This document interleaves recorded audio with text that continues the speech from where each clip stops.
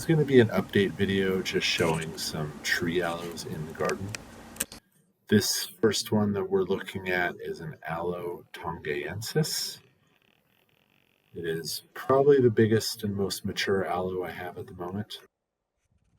This plant was given to me by my friend Dan, and I think that it is an Aloe ferox or an Aloe spectabilis. It could be a Marlothii, but I don't think it is. And I do have another plant that Dan gave me that I think may be a Marlothii. But this is a gorgeous plant. I love it. Thank you, Dan.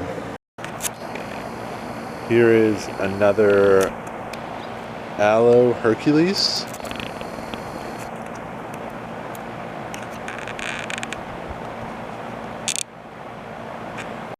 Here's another Aloe Hercules.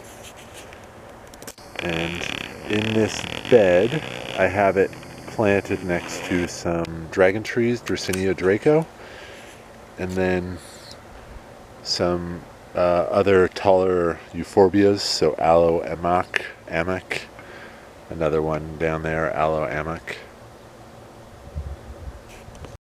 So one of my philosophies or practices, I guess, has been to plant some plants in the garden that I know are going to get bigger over time, and then as I develop the garden I can sort of plant around them. I can move them if I really need to. So this long area up against a fence, I planted along the fence lines of the fence poles. Every second pole I planted an Aloe Hercules and then a Dracaena Draco. Aloe Hercules are generally pretty tough against the animals, against rabbits and squirrels and gophers. The Dracaena Dracos, not so much. But so most of the aloes have survived. Some of the Dracaena Dracos have not. And another Aloe Hercules, and then beside it to the left are two Aloe Plicatilis. I got a handful of Plicatilis seedlings a few years ago that have done really well, so this one is a seedling. And then my neighbor Gary gave me some divisions of one of his big plants, so a lot of the other plants in here are divisions from Gary. And then this beautiful guy is an Aloe Bainsii, which will turn into a big tree. That has not been in the ground for too long, probably 6 months maybe. So this is an unknown aloe hybrid that is, I think it was given to me with the name of Aloe ferox by Arborescence. So I'm not sure if that's what it is. It doesn't have any spikes on the bottom of the leaves, so I'm not sure. But it's a really cool plant. It did start to get, I had maybe 10 of these. I had a lot of divisions, and I had them all over the garden, and then the rabbits found them and just decimated them. So I put a little bit of a fencing around the bottom base of this one, and it survived. I'll show a couple of examples of the ones that ceased to exist because the rabbits got to them. So this is the sad remains of one of those Aloe ferox arborescent hybrids. That's what happened when the rabbits got to them, when I didn't protect. There's another one right there. This, I think, is an Aloe Marlothii. My friend Dan gave me this one as well. It didn't do a whole lot for a while, and then after last year's winter rains, I put the weed barrier and the gravel on top, and that really helped it, and it took off. It's kind of doubled in size. From my understanding, this plant is maybe 10 or so years old, and it just didn't do anything for a long time, I think, until it got proper irrigation. This bed here has gotten really decimated. The squirrels got in it, the rabbits got in it, and then the gophers. So a lot of what was in there is now gone, but there is a little tiny Aloe Hercules right there. And this was actually an Aloe Hercules that broke off the top the top broke off and it re-rooted and re-sprouted. So that's one reason it's so small. I think it's going to do all right. It'll be 3 or 4 branches. That's what's happening right now. And then a little bit behind that is another Aloe Hercules with multiple branches, 2 branches. I think the issue with this one is it just hasn't gotten proper irrigation, and then the gophers have just, I think, dug up the ground so much that the roots have gotten really mangled. And then in the back part of this bed, all the way back there, is an Aloe Hercules variegata. Variegated Aloe Hercules in the back. I'll go take a closer picture. So Aloe Hercules variegata. And then interestingly enough, this area of the garden got so destroyed by gophers. Like this area back here was a fully planted out bed and everything got destroyed. You can see the gopher holes through every single, along the drip line. And then even here, there's Aloe plicatilis in this bed and they're all just dead. And I think it's the same thing. The gophers got in there and just destroyed their roots. But interestingly enough, the Aloe Hercules made it through. So if you're interested in Aloe Hercules, they're troopers. So I'll go zoom in on this bed in a second. But for the most part, the farther back of the garden here is almost all New World plants.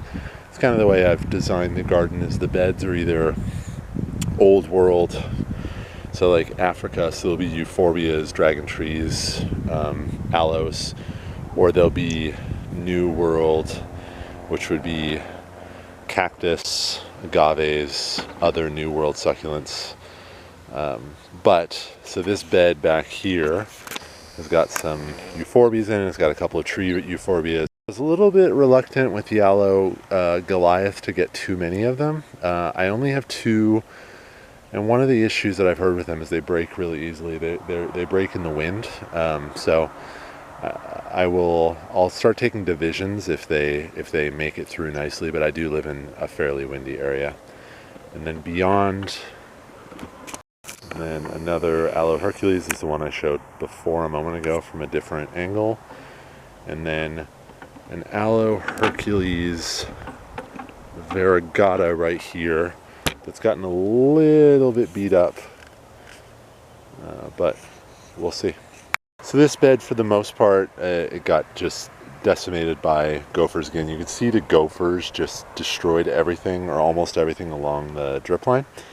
But it's some Aloe plicatilis have survived along here, and then there is an Aloe Hercules right here that is looking pretty good despite its rough situation. I think there's another Aloe Hercules down behind in the sun over there. There is a pretty nice happy Aloe Hercules there. A little bit smaller, but it went into the ground smaller. And then this giant, which I actually have to zoom backwards on, is about 4 feet tall. And really, this is the biggest and the best, and I think part of the reason why is because this bed is set up so well for the happiness and success of the aloes and euphorbias in it, because all the plants in here that have survived are in just remarkably good shape. And what it is I put its native soil, and then I put a couple of inches of composted mulch on top of that, put the weed barrier on top of that, and then gravel, and then there's the drip line. So there's a nice good bit of organic matter, and then they're getting adequate water, and so the stuff in this bed has just completely taken off. And at some point shortly, I will do a euphorbia video because there's some happy and cool euphorbias starting to take off as well. We do have some more larger tree aloes that are potted, ready for a home. So this is another beansy eye, and this is Aloe sabai, if I'm saying that correctly. And then there's a couple of marlothii intermixed. To finish it out, you may notice a trend that I I like Aloe Hercules a lot. If you've seen them when they're mature, they're magnificent. But another potted one in a big clay pot, another potted one. This is my second Aloe Goliath. And then more Aloe Hercules, ready for a good home. Thank you. I hope you enjoyed the video.